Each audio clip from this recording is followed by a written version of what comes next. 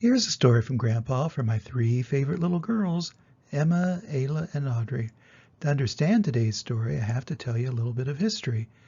The first thing that you need to understand is that things now are not the way they've always been. For example, our country, the United States of America, has not always been here. The land was here, of course, but the country of the United States was mostly founded by people who came here from Europe. Before the Europeans came, there were already some people here who are now referred to as Native Americans. 300 years ago, the Native Americans didn't have cars or roads or grocery stores or even houses of the type that we know today. They mostly lived directly off the land by hunting animals to eat, gathering food from trees and plants, and doing some farming. Many of them moved from time to time to wherever the hunting and food were better.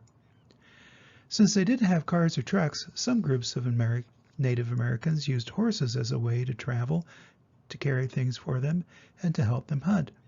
Horses originally evolved a very long time ago in this area where we are, but then became extinct about 10,000 years ago. They survived in other parts of the world, though, and were only brought back when the Europeans came here about 500 years ago.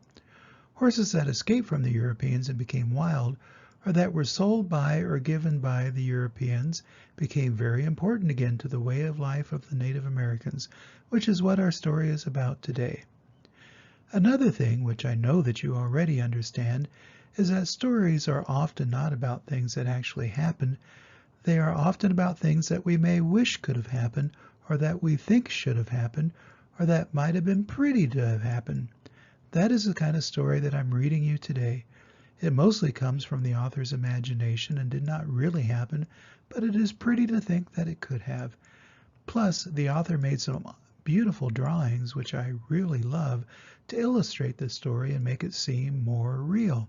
So here's today's story, The Girl Who Loved Wild Horses. Story and illustrations by Paul Goebel. For Janet. The people were always moving from place to place following the herds of buffalo. They had many horses to carry the teepees and all their belongings. They trained their fastest horses to hunt the buffalo. A teepee is a tent. There was a girl in the village who loved horses. She would often get up at daybreak when the birds were singing about the rising sun. She led the horses to drink at the river. She spoke softly, and they followed. People noticed that she understood horses in a special way. She knew which grass they liked best and where to find them shelter from the winter blizzards. If a horse was hurt, she looked after it. Every day when she had helped her mother carry water and collect firewood, she would run off to be with the horses. She stayed with them in the meadows, but was careful never to go beyond sight of home. One hot day when the sun was overhead, she felt sleepy. She spread her blanket and lay down. It was nice to hear the horses eating and moving slowly among the flowers. Soon she fell asleep. A faint rumble of distant thunder did not waken her. Angry clouds began to roll out across the sky with lightning flashing in the darkness beneath. But the fresh breeze and scent of rain made her sleep soundly. Suddenly there was a flash of lightning, a crash and rumbling which shook the earth. The girl leapt to her feet in fright. Everything was awake. Horses were rearing up on their hind legs and snorting in terror.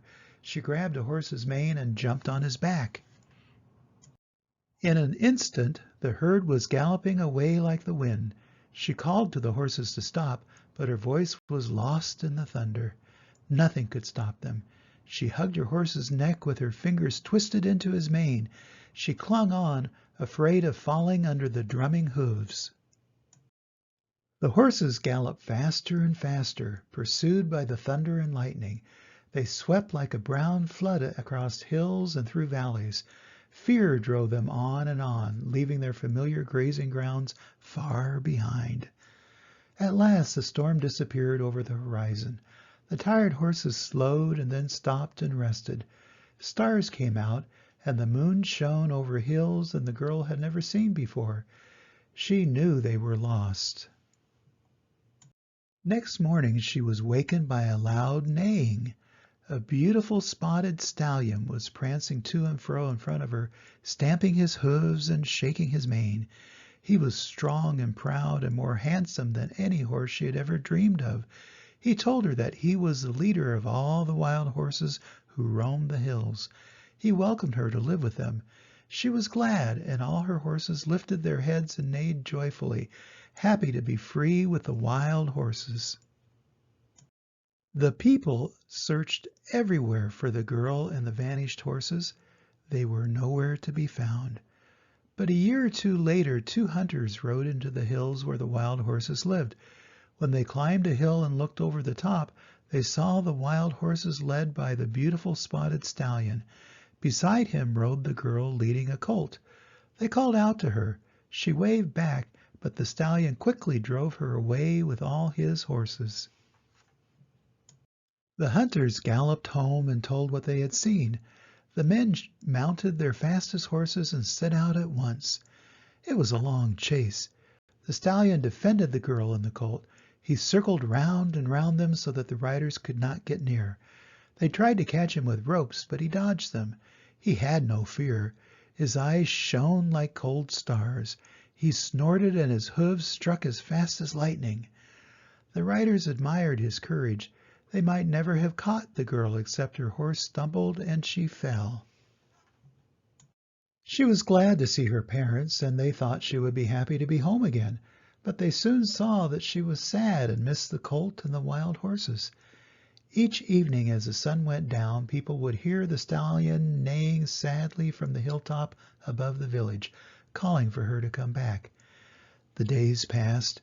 Her parents knew the girl was lonely. She became ill, and the doctors could do nothing to help her. They asked what would make her well again. "I love to run with the wild horses," she answered. "They are my relatives. If you let me go back to them, I shall be happy forevermore."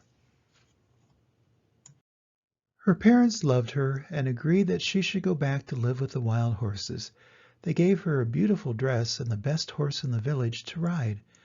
The spotted stallion led his wild horses down from the hills. The people gave them fine things to wear, colorful blankets and decorated saddles. They painted designs on their bodies and tied eagle feathers and ribbons in their manes and tails. In return, the girl gave the colt to her parents. Everyone was joyful. Once again the girl rode beside the spotted stallion. They were proud and happy together. But she did not forget her people. Each year she would come back, and she always brought her parents a colt, which is a baby horse. And then one year she did not return and was never seen again. But when hunters next saw the wild horses, there galloped beside the mighty stallion a beautiful mare with a mane and tail floating like wispy clouds about her. They said the girl had surely become one of the wild horses at last. Today we are still glad to remember that we have relatives among the horse people, and it gives us joy to see the wild horses running free. Our thoughts fly with them. And that's the end of the story. In this story, the girl loved the wild horses so much that she left her family and went to live with the wild horses, and eventually even became one. In the story, her family accepted that this was a natural thing for the girl to do and continued to love the girl. In real life, each of you girls will eventually go out into the world and make your own way apart from your family, and your family will think that that is natural and will still accept you and love you. That is the way of the world. You probably won't turn into wild horses, though. For you, that would just be weird, although it may be pretty to think you could. Whatever you become when you grow up, always remember that Grandpa loves you, and I hope to see you soon. Bye-bye.